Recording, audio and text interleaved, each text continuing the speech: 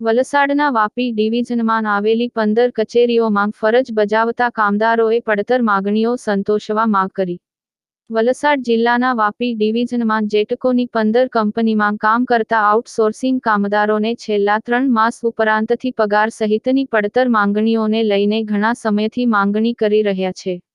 Agency સંચાલક દ્વારા પગાર સહિતની પડતર માંગણીઓ ઉપર કોઈ કાર્યવાહી ન કરતા ધરમપુરના આંબેડકર સર્કલ પાસે આદિવાસી સમાજના બેનર હેઠળ વાંસદના ધારાસભ્ય અનંત પટેલની આગેવાનીના કામદારોએ એક દિવસના પ્રતીક ધરણાનો કાર્યક્રમ આપવામાં આવ્યો છે. જેટકોની એજન્સીના સંચાલકો આગેવાનો સાથે વાત કરવા આવી પહોંચ્યા હતા.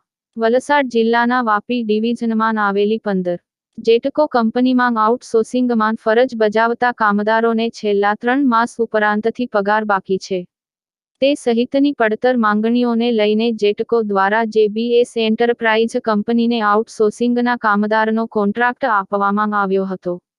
જે એજન્સી દ્વારા આઉટસોર્સિંગ કામદારોને પગાર ન ચૂકવતા કામદારોએ વારંવાર રજૂઆત કરવા છતાં એજન્સી દ્વારા કોઈ યોગ્ય કાર્યવાહી કે કામદારો સાથે ચર્ચા કરવામાં આવી ન હતી.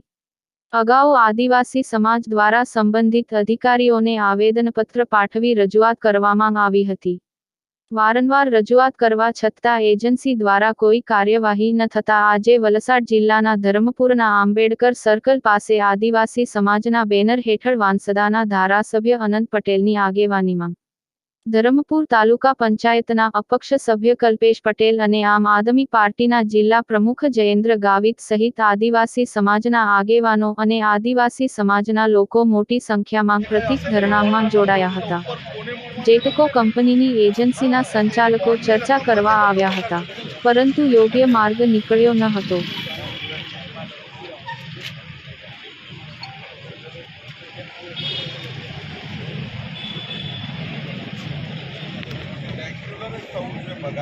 અમારા ધારાસભ્ય તો પહેલી તારીખ આવી જ જાય. તમારા આવી જાય ધારાસભ્ય તો મેં કેમ અમારા બી અટકી જવા છો. અમને અમારા માટે બી અમેરિકન કંપનીને એજન્સી આપી દેવની. અમારે આરું બી જરાક રજૂઆત કર્યો.